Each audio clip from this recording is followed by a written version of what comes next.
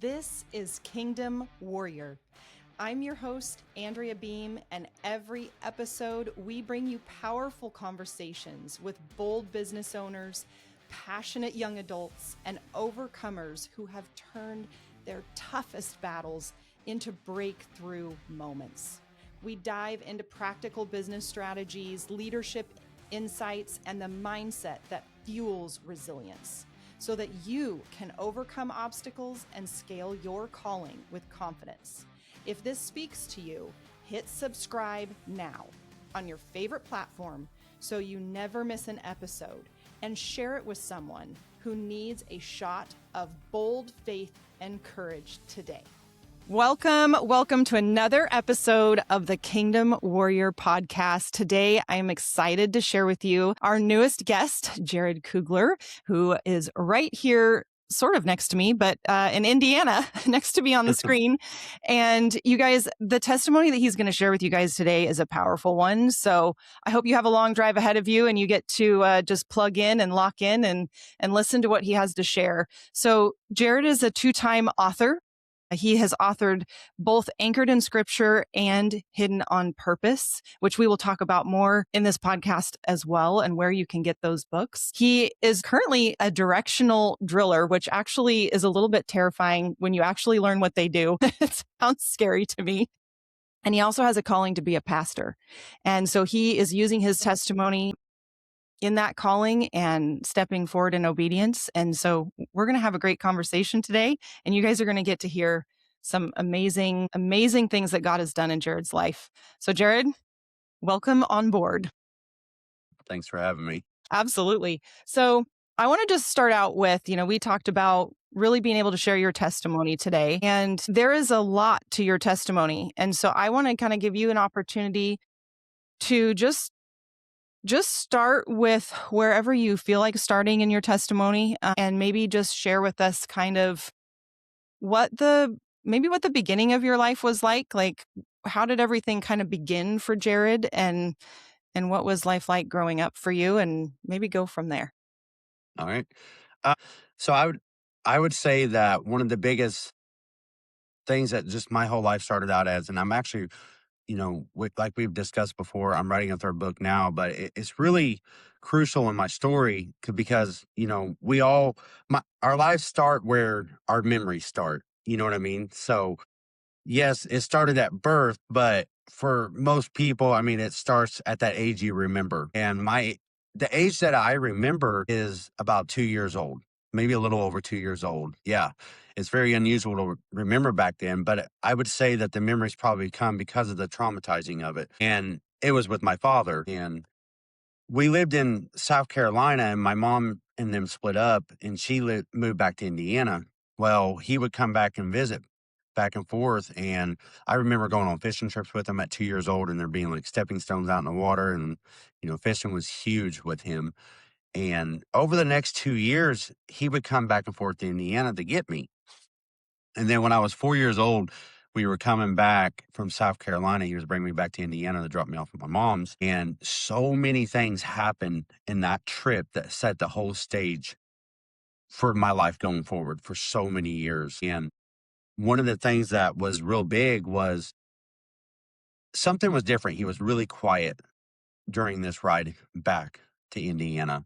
He didn't speak much. And one of the things I will mention, just because it'll make sense later on in the story, was he drank beer all the time, right? So he drank Budweiser. And I remember him driving back with drinking that beer while we're driving. And obviously that didn't mean nothing to me back then. Drinking and driving, you don't really know that at that age. And I remember desiring to want to drink that beer. And did I want to drink that beer because I knew what beer did? Absolutely not. But he drank beer. Yeah. And I wanted to be like Dad.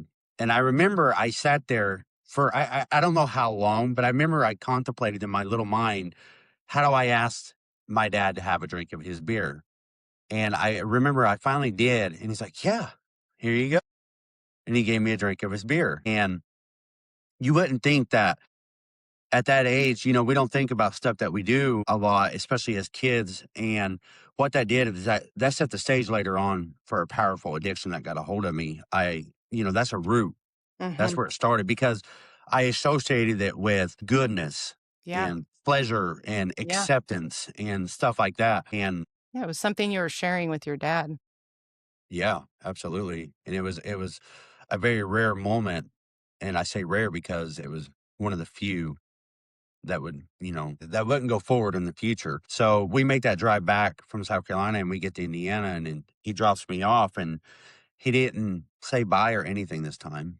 He kind of just, I got out and he left. And I remember standing in that yard and something was different. And I didn't have the language for it back then, but I knew something was different. But the phone calls never came and he just never came back. And at that point in my life, I couldn't understand why he would never come back. You know what I mean? And like I said, there was no language for it.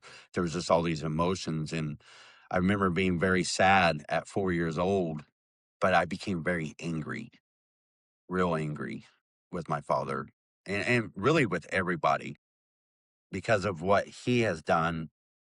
Now I've understood what rejection was.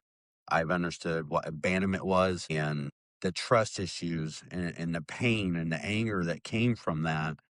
And I also had a mom that, yes, I lived with her, but she was in school full time, working full time, and just so busy that she wasn't really in my life. Hmm. And that's kind of how my whole life, that's where it started at. So it wasn't birthdays and stuff like that and all the sweet things you remember. Yeah. Mine started like that. Yeah. Started very traumatizing just from the get go. Yeah. So when it's interesting that you bring up the seed aspect, because we had a few conversations about seeds being planted, that good and bad, there can be good and bad seeds. And when something like that's planted, you don't even always know it, like, right in that you don't know it in that moment that something was, like, planted inside of you that's gonna fester and grow into something much bigger later on. Was there a period, like, in your teenage years in which you were able to be aware of the fact that that seed was planted and how it was affecting you maybe as a teenager? Or was there a time period, like, where you had that acknowledgement? I would say that in my teenage years that I did have somewhat of an acknowledgement of it. And when I say that, I mean like I had an acknowledgement of I knew that there was anger and pain because of it. And it kind of everything I did, thought or did derived from that. Everything was birthed from that place. You know what I mean? Every decision I made came from a decision of pain, and anger from that point in my teenage years. Cause I remember as I got in about my middle teens, getting close to, becoming an 18-year-old, when I would, and jumping ahead, but I was in my addiction that was already starting. I remember using or drinking, and I would tell people and have conversations like, I do this because of that pain and I want to numb that pain. So I would say there was somewhat of an acknowledgement, but still not a full understanding of exactly what it was, and how bad it was. Yeah. There So at what point did it really get a hold of you? Because I mean, this was a pretty strong addiction for you, and there was more than one addiction. When do you feel like that really dug its claws in? At two different places. So the beginning of it, I was 9 years old. So I hung around with older people. I had older brothers at that time, and they used and drank and stuff. So I started experimenting at 9 years old. And by the time I was 11, I would drink pretty regularly. But I also became very sexual at 11 years old. So, and that was a whole nother addiction because the rejection and the counterfeit or the rejection and the abandonment allowed me to develop a counterfeit at this. And so that's when all that stuff started really birthing. And then I'd say by time I was 18 is when the addiction really sunk its fangs into me at 18 years old. So talk us through some of the things that you experienced. I know in your book you mentioned that you were doing either one of two things, right? There was two different outcomes you were trying to get, right? You were either trying to numb it. Do you know the spot that I'm talking about in your book? That Mm, you said you were trying to numb it or you were trying to run from it, I think was the other phrase that you used. And It was interesting to me that the way that you described, like, either way, you were trying to escape, and those are the only 2 ways that you knew how to escape. So, at any point in time in this, like, were you raised in the church? Did you have any knowledge of God anywhere from birth up to 18 years old at that point? So when I was a young child, I did go in and out of church with my grandma, but it didn't really have any effect on me. It was just something we had to do. Mm. I think everybody at that age back when we were younger, you went to church no matter what, and you were in trouble if you didn't. So you went to church. But the exposure that I had to God was because when I was about 10 years old, I started going in and out of boys' schools. Because of that anger, it led me to, never minding or obeying my mom. And no, I didn't have authority figures. I had no dad in my life. And so I just kind of, whatever my anger told me to feel and act, I did it. I was very impulsive and I didn't care and I had no regard or, for anyone. So, but when I was in boys' school, I was exposed to Jesus a lot. And actually, at 13 years old, that's a very big pivotal point for even my life, even though I led into a really bad life, as I grew up.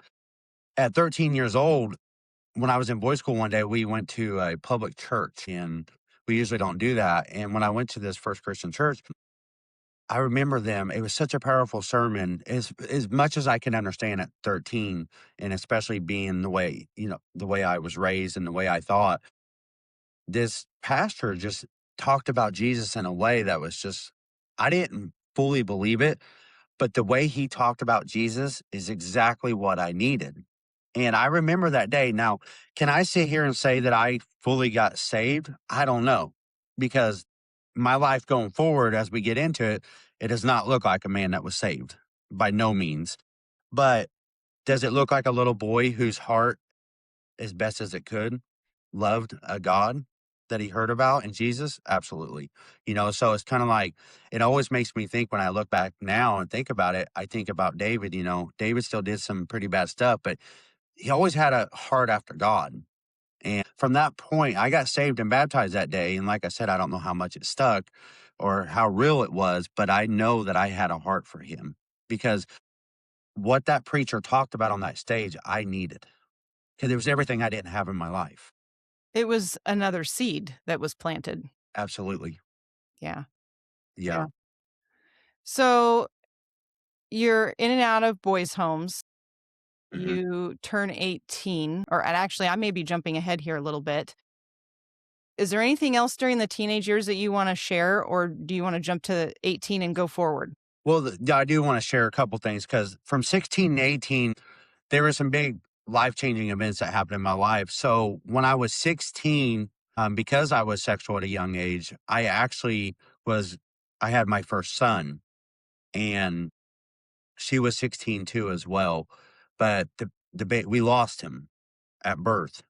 He passed away. And I was also in boys' school at this time when I went back. And that, it is, yes, I had a kid, right? And you love your kids when you have kids, no matter how young you are or how old you are. We just have that natural desire to love our kids, right? And when I lost him, it crushed me, but not in the sense that you would think, not in a sense like I just lost my kid. Because yes, it was that, and it was very devastating.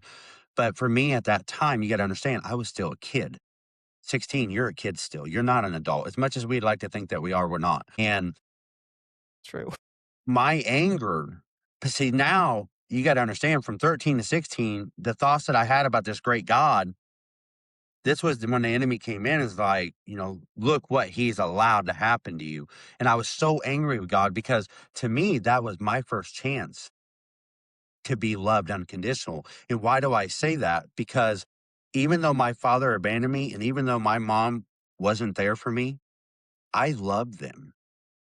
I loved them so much even though I had so much anger and hate, but the anger and hate was because I did love them so much. And I loved them so much that I wanted their love. And now that I lost him, I was like, to me, that was like, well, there it goes. There's my chance. to be unconditionally loved. And, that crushed me at that time. I'm going to get emotional. Then the next biggest thing, so, like, right after that, okay, so that happened at 16, so I actually jumped the order of it. So right before that event, my best friend, which is also my brother, Scotty shot himself, and the entire family was there. I was not. I was in boys' school. I was still bouncing back and forth between home and boys' school. I just went home. They let me go home for 5 days for Christmas. And on the 28th of December, I had to go back to boys' school. And then on January 3rd, my brother shot himself and he killed himself. And that obviously any suicide affects your life, but he did it in front of the whole family. And not only that, he did it while and I was in boys' school. So they let me go home for 2 days for the funeral, and then I got sent right back to boys' school. So here I am at 16 years old almost, and I'm having to deal with my brother's death, my son's death, all by myself. I didn't have a mom hugging me. I didn't have a dad hugging me. I didn't have anybody. I was in these awful boys' schools and in and out of foster homes too that was kind of mingled in. And so you can imagine the bitterness and the rejection that I was drinking at this time in my life, from that cup. I Yeah. mean, the reality is as a human, who wouldn't wanna numb those Right. feelings, and that's a lot for a teenager. It's a lot for anybody, but here you are without your family, and I can only assume feeling incredibly alone, Mhm. alone with your feelings, and then Yeah. what do you do with that? So, Right. And in boys' school, you can't have feelings. I mean, the staff that back then, the way they ran things, I'm sure things are different now with different laws, but back then, they could put their hands on you and boys don't cry. Boys don't show emotion, right? So not only did I have all these feeling alone and abandoned and not being able to process what was going on and what has happened, I wasn't allowed to process it. I had to be tough. And it led to so much physical altercations and fighting in there because of it. So, yeah. Yeah. And that was a big, devastating thing. so at 18, do you get out of the boys' homes at that point? Well, I actually got out by the time I was 17. Okay. And when I would say I go to boys' school, like it'd usually be for 3 to 6 months at a time. They'd send me back home. I stay out for a while and get sent back forth. But I was out at 16, right before I was 17. I got out. And yeah, At what point did it escalate from there? the it would be so the addiction, let me cover this real quick. So the addiction, yes, I was trying drugs and alcohol throughout all these years, young teenage years, but they weren't to the point of addiction yet. They were just more if I was in a situation with an older person, I would use them. But I did realize, and I had a taste that, hey, this numb me. This is great. I have a way to numb. Who has to heal anything if you don't feel it? You don't have to heal. Numbing is the counterfeit of healing. So you gotta understand. So I had that, and I also had the first major drug addiction that I had was sexual experiences. It was lust because that was the strongest counterfeit in my life at this point. Then by the time I graduated high school, I was in the military. I enlisted when I was 16 because it was more one of those things. I got in trouble. It was get tried as an adult or go to the military. So I went to the military. And after I graduated, that's when things really took off because after I graduated in May of 2005, June that next month, I was using a legal drug. And I didn't look at it as a drug back then because it was legal. But looking back, you learn wisdom on this stuff and God reveals it. But looking back, I was using a legal drug called ephedrine, and I would work all the time while I was waiting on the deployment with the military, and I would use this drug called ephedrine, and I would stay awake for days at a time. And by June 18th of 2005, I got off work one day. I was extremely tired, and I was driving home to go nap or go to bed, and I would fall asleep behind the wheel a little bit, but I made it home. And then I was invited to go to a party. And at this point, because I found all my validation in people, and being accepted and numbing and, it had all the above. It had more. more drugs, more, girls. It had more drinking. It had all this stuff. So I decided to go accept this invitation and go to this party. And it was in another town about 40 minutes away. So I got back in my car and I drove to go to it. And in between the two towns that I was going to, I fell asleep. My body finally shut down without me wanting to. There was no nodding off. It just, my body crashed. And when it did, I was behind the wheel driving at 65 miles an hour and I hit another car head on at 65 miles an hour and they were going 60. And our driver's sides went right through each other. And I, I broke like 11 places in my face. I shattered my leg in 4 places. I died 3 times. I was lifeline to Methodist Hospital. I was placed in a coma. I mean, I was really fighting for my life and I was messed up really bad, but that's not even the bad thing. The bad thing was it took that girl's life, that driver of that other girl, and she was 18 years old as well.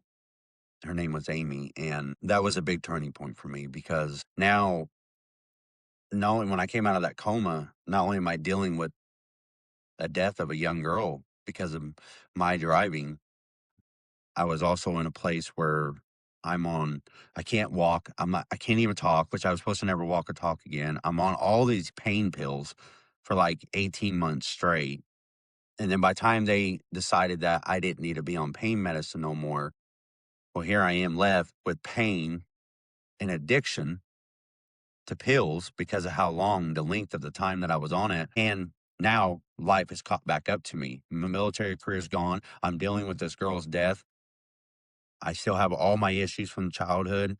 And it was at that point that I was introduced to methamphetamine in my life. And that was when the things really got deep for me at that point. So you're dealing with not only emotional trauma, you're dealing with physical trauma. How long were you in the hospital? I was in a coma for a few weeks. I was in a hospital for like 3 or 4 weeks, in and out of surgeries. Just out of curiosity, at any point in time during that period, was there anybody in your life that ever stepped in and maybe either recognized or at least maybe made an attempt that could see the amount of trauma, physical and emotional, that you had been through in life up to that point? Like, was there anybody that was aware or even made, like, is that making sense? Like, was there anyone that stepped in and tried to help in that moment? Not really, no. I mean, it's not that people didn't know, it just wasn't that the people in my life just, I guess, maybe didn't care or didn't have time, and I was also very difficult because now I'm a full grown man, and you can imagine the anger from the little boy and now a grown man who has anger. Yeah. So, I wasn't approachable. I Mm. wouldn't allow myself to be approachable, and I'll tell you why, because when I was younger, I decided I made a decision that monsters don't mess with monsters. So I became a monster because that's how I protected myself. And I decided from that point forward, I was like, people can't hurt me no more, and people can't bother me, and people can't reject me or abandon me if they're scared of me. And that was my goal at that point in my life. So by the time I turned 18, I've created this, monster where I was a fighter. I fought physically every day, and that's exactly what I lived out. So your heart was basically hardened in that moment. I mean, that in that time period. So you become this self-proclaimed monster, right? You step into that type of an identity. Where does that take you? Well, that it took me in and out of jail now as an adult, and it took me deeper in addiction. And I was already going in and out of jail from 18 to 21. I was going in and out for underage drinking constantly until I turned 21. And then I went into, well, before I can even go there. So that took me into a lot of suicide, and I've been suicide. I think suicide was just introduced into my life so bad because of what Scotty did. So now suicide just kind of ran rampant Mhm. for a few of us, kids in the family. And it was like a spirit that attached itself to our Mhm. family. You Yeah. know what I mean? Yeah. So so that was another big major event. So at 2021, I was drinking really heavy and I took a bunch of pills and I wanted to kill myself. And that's what I attempted to do. I took like 300 some pills on top of alcohol and I went into another coma. I remember showing up somebody's house, knocked on the door, and last thing I remember, I just blacked out. And I woke up in the hospital a week later from an overdose from it. And I lived. They kept me in there. And so these, I'm going to tell you two events. So that happened and it became devastating because when I woke up, nobody was there. My family, no family. My mom was in a relationship with this guy at this time who ended up committing suicide later too. And he wouldn't allow her to be in our lives without being causing so much trouble. So I found out later on, like he basically gave her an ultimatum, like, if you go, I'll leave. And my mom wasn't there.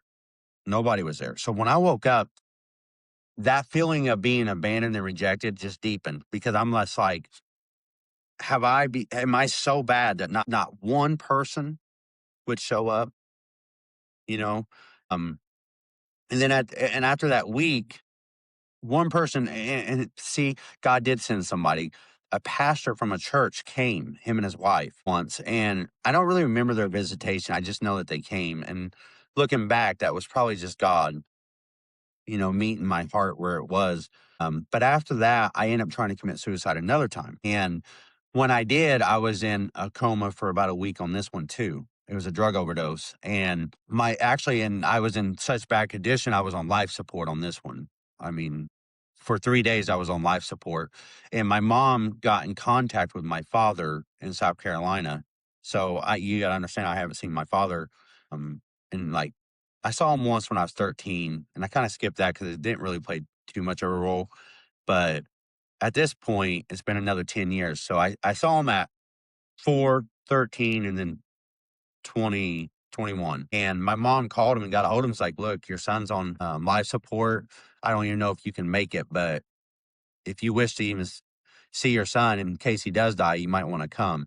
He actually came, and he showed up at the hospital, and I came out of that coma and they took me off life support. I breathed on my own and, God's hand was on me, I'll tell you that. But when I woke up, my father was there and he actually was holding my hand. And the first thing he said was, "Son, I love you." These are two things I've never heard in 21 years. The two things that I desired in my entire life was to hear him say, "Son," just to be identified as a son because I haven't been nobody's son, and then he said, "I love you." And well, the process of me being in there and getting better, he decided, and my mom decided that, maybe you should go live with your father, start your life over, and get better. I'm like, yeah, that's great. So I had this hope that came and rise inside of me. And I was like, this is everything. This is the reason why I've been angry. This is the reason why I've made all the decisions I've made because this man wasn't there. And this is what I needed. And it was still really God, but I obviously didn't know. But this is a root, a wound that I thought was going to be healed because I went. Well, then I get down to South Carolina, and it wasn't long that my addiction still carried on, and I also was introduced to my father's addiction. He was a drunk and a drug addict as well, and I was down there for a little over a year. We did our own construction business, and we were both just working, drugging, and drinking. And then one day we got into a physical altercation a fight. And, you know, it really, what happened that day, it really wasn't worth fighting over. But it wasn't even, the point of it was is that I think all those years of being so angry and hurt that the chance that I got to retaliate to him, I took it because my heart was hard. And and it wasn't just hard, it was bitter. So I took that chance and I fought this man in a lot of anger. Well, after the fight was over, he's like, "You got to go." And so he was gone again. And I came back to Indiana. And when I came back to Indiana, it's like all that pain and all that anger and all that sadness, all those years from losing him. Now, what do I do with it? Mhm. And that's when I was introduced to methamphetamine by a needle. Yeah. And I did something that I swore I would never do. Even as a drug addict, I said I would never do nothing like that. And that came from a seed planted too. And I'll never forget it because I was with my mom driving one day, and her boyfriend at that time, they had this girl who, in their family, she was 19, and she shot up bath salts and she died. And I can trace this root back to that. And I remember as a drug addict, I was like, why would anybody want to shoot up? And I remember thinking about that for days. And then I just dismissed it. And then my ex brother in law needed to stay with me for a few days, and him and my sister were getting divorced, and he was shooting up. And I was drunk one night, and he introduced me to it. And that became the addiction. I mean, the addiction's already started, but that's when it, like, full blown was birthed, and it had its fangs so deep in me, and there was nothing like it. How old are you at this point? I am 22 at this point. Still young. Mhm.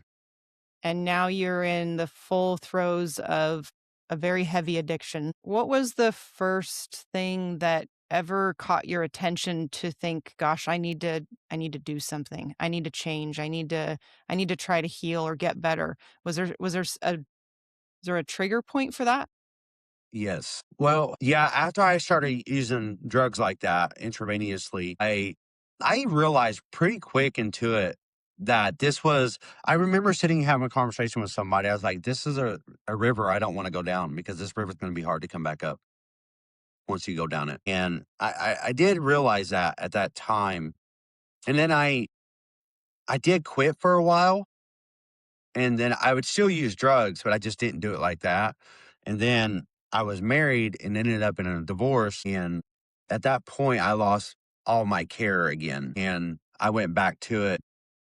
But I would say during that divorce, that's when I made one of the life changing decisions that affected my life pretty dramatically. And this is the first time that I'm facing real big jail time. And my brother in law, who was like my best friend and my sister's husband, we were drinking for days straight. And we got into a physical altercation, and a knife was pulled out. And then I grabbed a baseball bat and I struck him with it. And I ended up in jail. And at this point, I'm facing 10 years in prison for battery with a deadly weapon.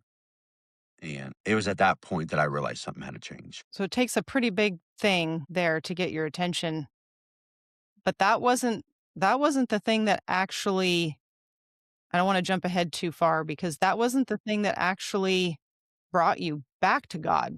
Like, there's still like, one would think at this point in your story, right? Like, I'm sure the listeners are like, "Okay, this is like the turning point, right? Like, this is the thing that changes everything." And it wasn't. It was not. It was the point in my life this is the moment in my life where Jesus is actually truly being presented to me. Mhm. He started presenting himself to me at this point because I'm stuck. I'm stuck incarcerated. I can't run. I can't numb anything. There's nobody to take the feeling away. I'm in a really rough place right now. You know what I mean? I'm in a Yeah. 4 by 8 jail cell. Yeah.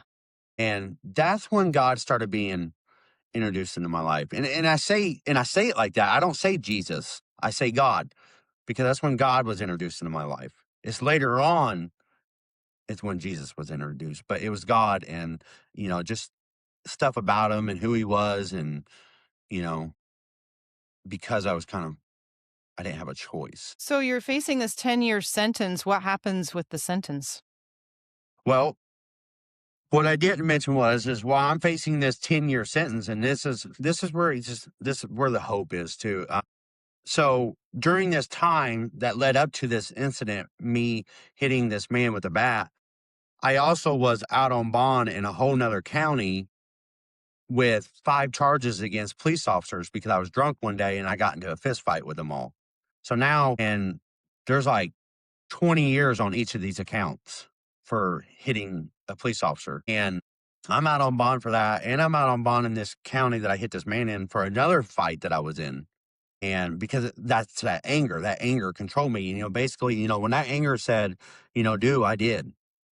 I didn't question it because I built my life, and I always just say it was pride, and you took pride being in jails and incarcerated and boys schools, and you had to protect yourself, and pride is what protected you in those places. And so I'm facing like a total of like 80 years between two different counties right now, and so they really got me in a hard place. And like, there's no running. Like, I have no money for a lawyer.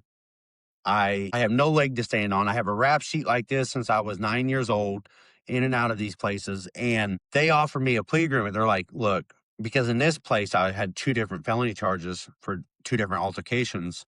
And they're like, look, we'll drop this one, which held 5 years over my head. And you just sign to this one and agree to this one for a 10-year sentence. And I'm just thinking, I was like, can I think about it? And they're like, yeah. And I remember and that's when I realized that things did need to change. And I was there one day sitting in that jail cell, and I was just like, I fell apart for a minute. I was like, I really messed up. Like, I'm going away for 10 years. And even after this 10 years, now I got to go answer to 80 years at another county. And so I signed that plea agreement, and I took 10 years, and I spent 6 months in jail. And while I was in there for 6 months, that's when I started developing a relationship with God a little bit more than I ever have, and started reading and praying. And I meant it. I didn't know much, but I meant the season I was in at that time, it was real.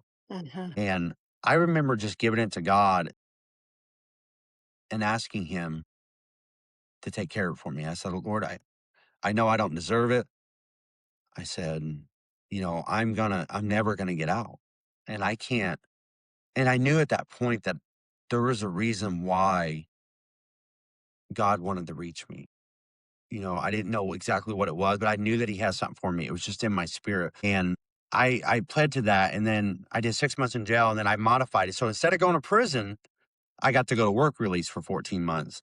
But when I got over to work release, there was a letter waiting on me. And when I opened that letter, they're like, this letter's been here for a few months. I said, okay. So I opened it, and it literally, there wasn't much to it. And I didn't have a lawyer. I didn't have no money. I had a rap sheet that was against me. And I opened this letter, and it says, we dismiss all charges against you with no prejudice. So they just dismissed 80 years worth of charges against me for no reason. You can't buy yourself out of that. And I definitely couldn't have. And I can only look back, and even in that time, I knew that was God. It had to be God. So now God's becoming more real, not because He did something for me, but because He was faithful to show up. Because right before I accepted this plea agreement, He told me in His word, He's like, I will be your lawyer. And in the Bible, it says, I will be your lawyer in there, and I will tell you what to speak. And that's exactly what He done for me. He was my lawyer. And did I deserve it? No. But that's God's mercy and grace. We don't deserve I was things gonna say, do from any of Him. us? Not at all. So that's what happened with all the charges. So I ended up doing a total of 14 months out of 80 years. So you're starting to develop this relationship now, right? Like you've got, and this is new, right? Like this is still baby stages, but in hindsight, because I want to kind of come at it from this view a little bit of like, we always see in hindsight the ways that Jesus fought for us, or the ways that He came after us, or the ways that He was getting our attention, right? And you've already shared a lot of what those moments were. But at this point in time in your life, when you know you've got to make a change, you've just spent 14 months in jail. You're developing this relationship with Jesus. What's going through your mind at that point? Like, what were the struggles still? Was your mind like fully set on and determined that okay, I'm going to change. I'm going to turn this around, or like where was your mindset at that point? Because that's an insane gift to be given, right? Like to have all of that just written off. Mhm. So where does your mindset go from there?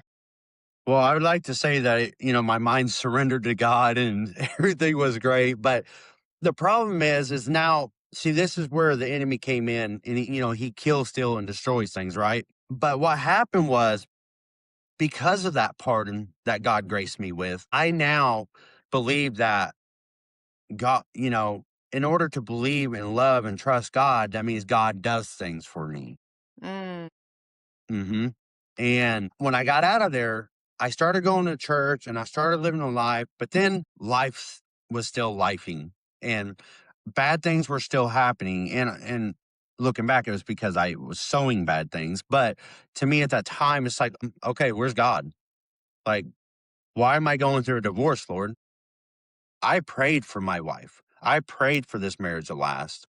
And I truly believed that it would, and it didn't. So I was just like, okay, no. And it wasn't that I stopped believing in God, because you can't stop believing in God once he reveals that truth. You can choose not to be with him and accept him, but you going to believe he's real. And he's already shown his cards, so I can't deny his existence.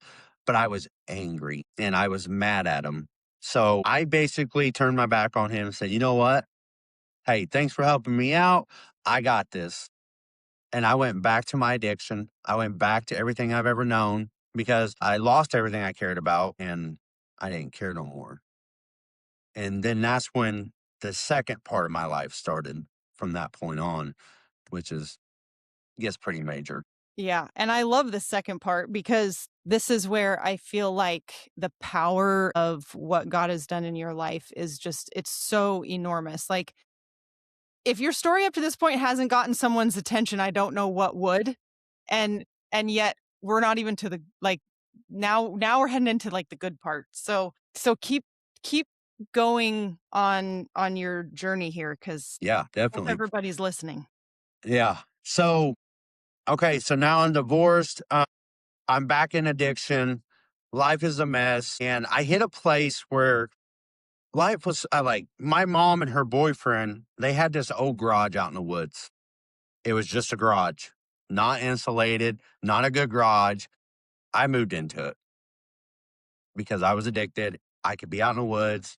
Nobody knew where I was. And I can just be the way I was. And that's what I did for a while. And then three guys found out where I lived and they knew the amount because I was drug dealing on and off too with these drugs. 'Cause in my addiction, I couldn't afford drugs, so I had a drug deal to afford my drugs. And these guys knew that I had a large amount of drugs, so they came there to kill me and to get them.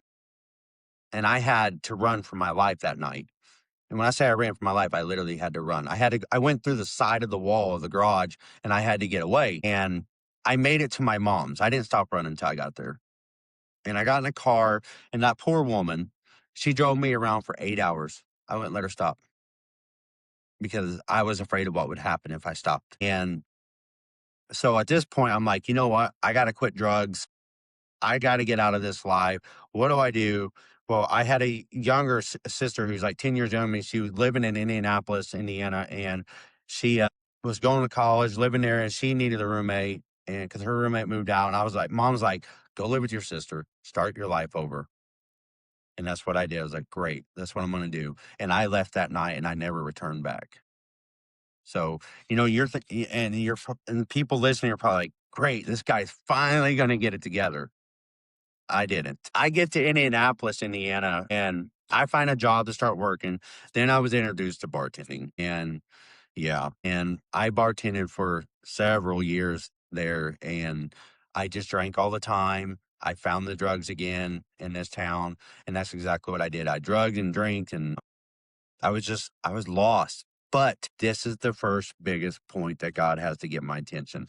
Because what happened was and I've discussed with you before, my looks, and even as a drug addict back then, I still took care of myself physically as much as you could as an addict. You wouldn't have been able to tell I was an addict most of the time. And my looks just kind of got me everything. They got me the jobs, they got me the drugs, they got me the relationships, they got me the well, I said friends back then, but they really weren't friends. But they got me everything. So you got to understand, a man who can get everything on his own, guess who you don't need? Mhm. You don't need God. I didn't need God because I was a God in my eyes. Mhm. I was my own God. I provided for me, and my looks got me all of that. And I didn't even have to try. It didn't matter how bad I messed up. It still got me things that it shouldn't have got me. Well, up until this point, obviously, because of the jail sentences, obviously God's been pursuing me. he's been pursuing me my whole life. And I got to a point where the drugs were so rampant in my life at this time and the alcohol and everything. I ended up cutting my eye, just a little cornea scratch. And I had to have surgery and I was losing my vision, but I got it back. And the doctor said, well, if you keep using drugs, which I didn't tell them I used drugs, they saw it in my system. And now let me remind you, oh, hang on. So I kept using drugs. I went home after surgery. My eye ruptured. It blew up and the pressure went too high. Like a normal pressure is like 18 and mine hit like 90 something if they can measure it, they said.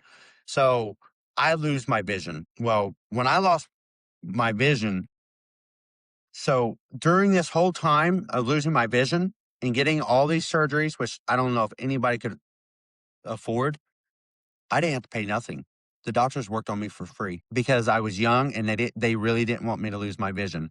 That's grace. That's the grace of God. Every day I went in for 6 months and they had to do tests, surgeries, look at me, monitor me, holidays around the clock, a couple times a day for almost a half a year and didn't charge me one thing the doctor didn't.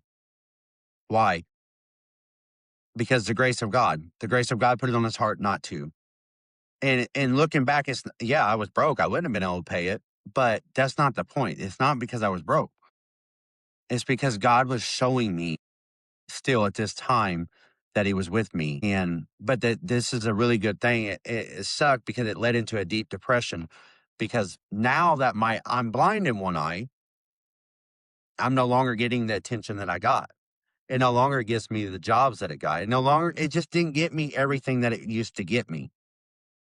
So I become very depressed. And that was the first biggest moment that God started getting my attention because now that I felt this way about myself and I was stripped of the vanity in myself, it allowed me to start hearing and seeing God a little bit more often around me through people.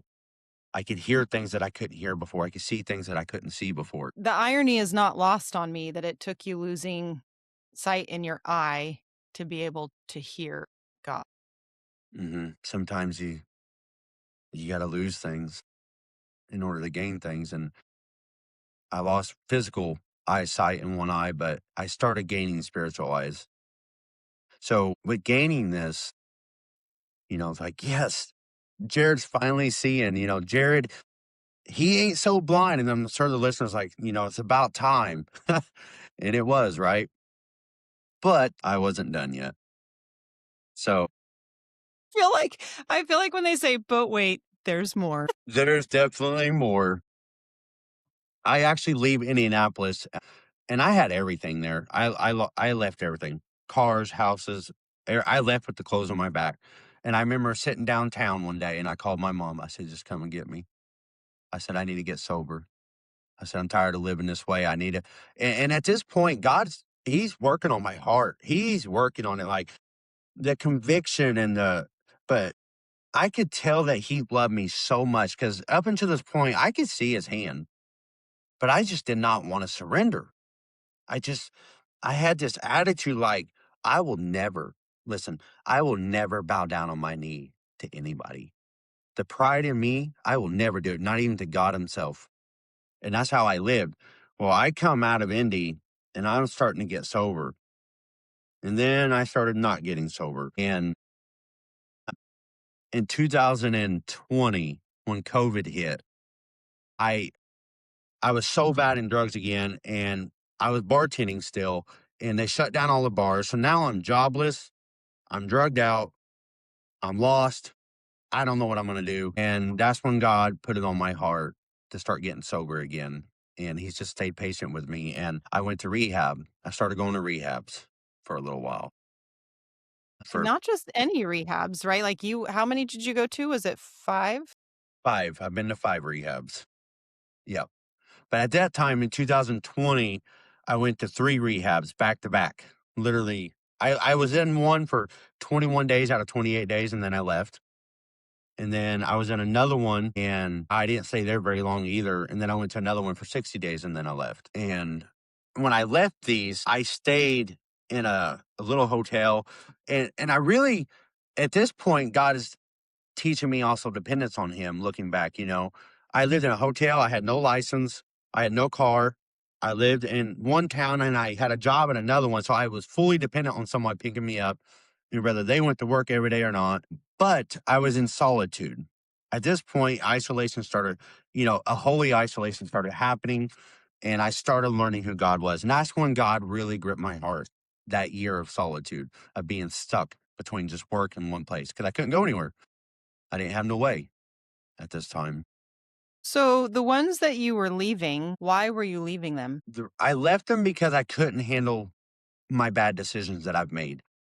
And when I You were say that, I having to mean, like, face things now. I was having to face things and I couldn't do it because my drug addiction, that's what fueled my drug addiction, was because I couldn't handle it. I failed too much. I've messed up. I messed up as a dad. I have kids, and I messed up as a dad, a friend, as a husband in my life, as a Christian. And just like, I remember sitting in one of those rehabs. I'm like, what's the point of me being sober? I said, I can't get above my past mistakes. I said, there's no point. I can't be used. I can't do anything. I can't get out of this hole that I'm in. And by myself, I couldn't have. It's interesting because a couple times in your story, you've talked about like feeling like you messed up too much or you were too far gone. And, when we had, and I think you've seen the episode with Caleb Capps and that he did a song titled Too Far Gone. And the idea that, I mean, that's where Satan likes to keep us, right? He likes to keep us in that place of convincing us that we're too far gone. Because if he can keep us in that place of whether it's shame or guilt or hurt or whatever, then he doesn't have to worry about us healing or having a relationship with God or stepping into anything bigger because he just keeps that cycle going, right? There's another song. What is that? Torrin Wells, and he talks about the shame cycle as like a deadly medication. Mhm. I think it's the lyrics in his song. So you're feeling like you can't get past, or not past, you can't get above the past mistakes. How does God show you different? Well, that didn't happen until a little bit later on. Mm. So as I'm going through that in those moments, I get out. I stay sober. I actually stay sober off of drugs for 2 years at this point. But I'm drinking. I'm drinking pretty heavy still. But it was legal. So to me, in my eyes, it wasn't a drug. And it was. And I used it like one too. But so I'm sober for a while. But then 2022, I get a DUI. I had another car wreck, but it didn't hurt nobody. Praise the Lord. But I hit an ambulance at 100 mile an hour because I was drunk. And I go through some trouble over that. And when I get out of this trouble and done, I'm full blown back into drug addiction because I lost everything that I built in those 2 years. I lost. So now I don't care. My reasoning's gone. And I go back to the drug world and start using drugs again, but isolated this time. And that's when God started meeting me where I was. And then What go was ahead. that like? What was that experience like? It was rough because as I was using drugs, I was still working a job and I was using pretty heavy, but like I said, I was isolated and I wasn't hanging out with people. I would just use them by myself. And God just constantly was working on my heart in it and just in so many different ways. But I went through a time period. So in 2023, and I would have these like just awful nightmares about hell. And I believe truly that it was God's way of just exposing me. I don't feel like God was threatening me with hell because I just don't think that's what he was doing. I don't think that's how he works. He don't condemn, but he was letting me, I think he was exposing the nature of my decisions and how bad they were messing me up. Mm-hmm. Because I was finally at this point, I'm older now, and I'm finally at this point where I understand a little bit more. I've been reading the Bible on and off, so I had some word in my heart, a lot of seeds in there that are finally starting to take place, just, because everybody's sanctification is different. And so that was the biggest point. And I remember just praying to him and I'm like, God, if you'll keep me, he finally convinced me that I needed to go to rehab again. And I was like, if you'll just keep me alive until I get into rehab, I said, I'll come to you however I can. and it kept me alive until 2023, the end of it, and I went to another rehab. But this one was different. I had to go. I knew if I went to a rehab around here, just like all the other ones, I would leave again eventually because I knew where I could get stuff at. Mm-hmm. So it's actually an ironic story. I was going to go to rehab here first, and I applied to some of them. Here's what I'm telling you, to this day, it blows my mind. So I applied for this rehab that I've been to before. They accepted me. They said, we'll call you back tomorrow. We'll call you through the night to make sure you're okay, and we'll get a hold of you tomorrow. So they called me later on that night to make sure I was alive and I wasn't drug overdose. The next day, I'm not making this up. I get a phone call from a rehab or from somebody that handles getting people to a rehab. Okay. Yeah. Yeah. Okay. They supposedly worked for this place that I was going to that accepted me. That's what they said. I had this whole full blown conversation about who I am, why I need to come back, and everything with their person, right? I'm All this took place. And they're like, okay, we'll call you back in a few hours. They didn't call me back in a few hours. The next day, they still haven't called me. So I called them, that rehab. I was like, hey, look, your person called me yesterday. We went over all the intake stuff. We did all this stuff. And I was like, what's going on? What decision have you guys made? And they're like, there's nobody who works here by that name. I'm like, what? I was like, who did I give all my information to then? They're like, we have no idea. And they're like, we don't even have no application for you. I'm like, what? Yeah. So I was like, well, I need to go to rehab. And they're like, all right, we'll get a hold of you. I'm like, come on. So I'm kind of really defeated at this time. I'm trying to get in rehab. I can't even get the help that I'm seeking after. Out of nowhere, a guy calls me. He's like, hey, I heard that you want to go to rehab. I'm like, yeah. It's like, who is this? And I don't even remember who it was. He was like, I'm just some guy that just helps people get where they need to go. That's what he said. I said, okay. He says, how do you feel about leaving state? I'm also really paranoid at this time because I'm on drugs. So I'm like, somebody's trying to kill me. And yeah, I was a mess. I was a mess. And he was like, how about you go to Florida? I'm like, Florida? He's like, yeah. I say, when? He says, you need to be on a plane tomorrow. We'll pay for everything. He said, just show up at the airport. When you check in, they'll have all your information to show them your ID. Get on a plane. You're going to Boca Raton, Florida. I'm like, all right. And my work also is paying for this, but I still don't know who this guy is or how he got my number or what's going on. Anyways, I'm so desperate at this point. I'm like, God kept me alive. I've got to change something. So I get on the plane and I go. And it was a rough ride to get there. But I get there and they get me checked into the secular rehab. And I slept for like the first 3 days in there and they let me. And then while I was in there, that's where God finally got me. That's when it all started was, that's because while I was in there for that 60 days, and I ended up getting kicked out of this rehab, by the way, because I just wasn't surrendered to him. That's just where God got my heart. So while I'm in there, I start a Bible study in a secular rehab. I remember sitting in my room and I'm like, God, you're going to have to put a fire in my heart because I will run. I won't do this. I know what I do. I will go back. And so he lit a fire in my heart. And I started a Bible study in there. And here's this guy who cusses, who's immoral, who is still drinking at rehab because it was a secular rehab and it wasn't about getting you sober. So, but I'm still 7 people got saved in there and including myself. So, and that's I always like to mention that because a lot of times we think that God won't use us and God can't use us. So we have a lot of people and a lot of voices in our lives, even people that love us and that we love. And they're like, you can't be in this position. You can't be used by God. And, shame on you and all this stuff. But that's not the case. There's 7 people that got saved. And I know 2 of them right now, they were brothers and they're lighting up Southern Florida preaching the ministry of God. Oh, praise God. And I've seen those boys on social media since learning about them. So yeah. Yep. So that's not me condoning like, hey, do whatever you want. God will still use it. That's not what I'm saying. There's a lot you'll miss if you don't surrender to God. But what I'm saying is you're not too far gone for God to use you. So, but I got kicked out of there for drinking in a rehab. And yeah, but that's when I hit my place of repentance because I had just enough money that I didn't want to come back to Indiana because I knew what would happen. So I had enough money to get a hotel for 2 days. That's all I have.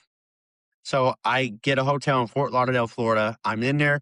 I'm tempted, there's a beach right down the road. I know how to be in a place and have a good time. This is this is not new to me, you know, but something in me grounded me there and I couldn't leave the room. And God spoke to me. And what he said, Jared, you need to repent. It is time. This is that fork in the road. And God's like, this is the time of repentance. You need to choose. Today you choose. You're going to have to choose me or I'll turn you over. And I know a lot of people, there's mixed feelings with a lot of people when you say that. They're like, no, God would never do it. Well, then you haven't read Romans chapter 1. God does turn people over to their own desires and to a reprobate mind.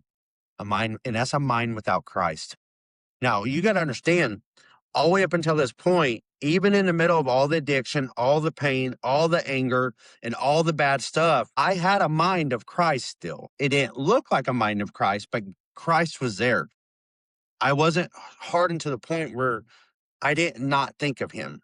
I still, and through my drug overdoses and all my high moments, there was never a time that I didn't.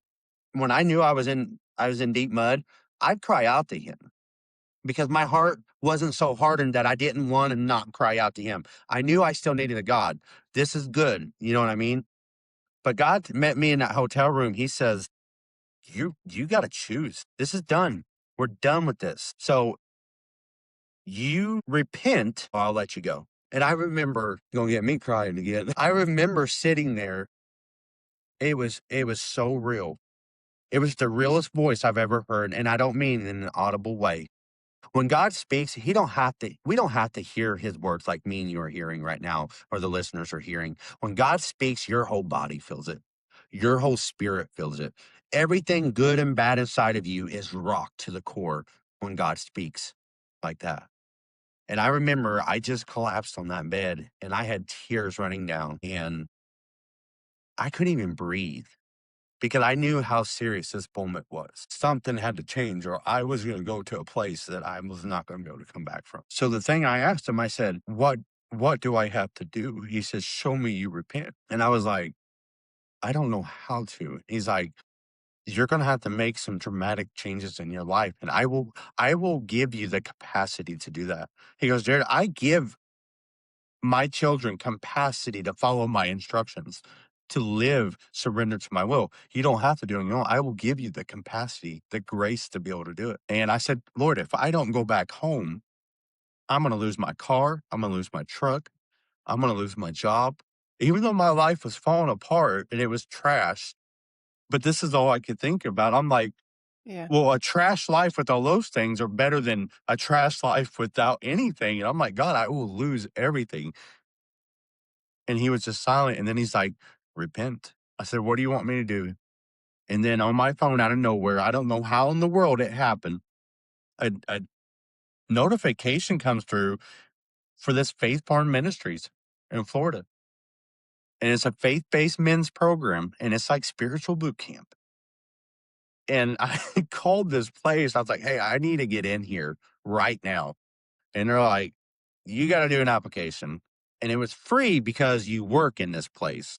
But I was like, okay, I'm sitting here praying for the rest of the time in them 2 days to get in this place. Oh my gosh. I get in this place and I was like, I can't believe I prayed for this. Like it was rough. It was a rough place, but that's where God got me. And because when I went in there, I went through this. That's when God started working, breaking down strongholds and lies and that about myself, about Him, the things we believe about God that are not true, the things that we believe about God that are watered down, Yeah. you know, Very. just lies that we call truth. And God taught me, and they taught me in there, a lie believed is as powerful as a truth known. Yes. So it don't matter how true or how much of a lie is, because if you believe the lie like it's truth, it's just as powerful as the truth is in someone's life. And that's when God started breaking that stuff off of me. while I was there. So this is good, right? I'm in a good place. I'm writing, I'm doing journals, and I'm writing questions to God. He's speaking into me. I'm growing. I'm starting to heal. Jared's doing really good. Then my appendix went bad. Now I'm in a rough position because in this place, you have to be able to work because that's what pays for your program because you have to work there. And they actually were going to give me time to heal instead of sending me out of there. And I used it as an excuse to leave. And I left and I came back to Indiana. And when I got back to Indiana, I actually got involved in a church immediately. And I went through and was cleaning up my room and just everything in my life. And I ended up finding drugs. And this is in early 2024. And I ended up relapsing for like a very short time. But I asked God, I remember just sitting there and I'm like, God, I'm too far into this with you. I can't go back to this lifestyle. What do I do? And he just said, and what I heard in that moment was, he's like, you got to keep going. And I was like, keep going what? He says, keep praying, keep reading. And anytime them church doors are open, go. So I went to church, even if I had to show up high, even if and I did, I showed up high. And finally, and then October of 2024, I was walking at the park and God was speaking to my heart. And I just had this moment just to stop. And I remember looking up and I said, you really want to change my life, don't you? He said, absolutely. I said, what do I got to do? And he said, just say yes. Just say yes. Now that you've repented, I need you to say yes at this point. And that's what I did. And I literally said it out loud. And from that day forward, desires to do anything wrong started falling off. Addiction fell off of me at that moment. It is a supernatural deliverance because I ain't never went back. And that's been years now, a few years and a couple years. And I was saved at this point. I'm truly saved, right? But that's when the true hardness started. So all the life was all about getting over addiction and getting through that. And God finally delivered me of that through my surrender, So yeah.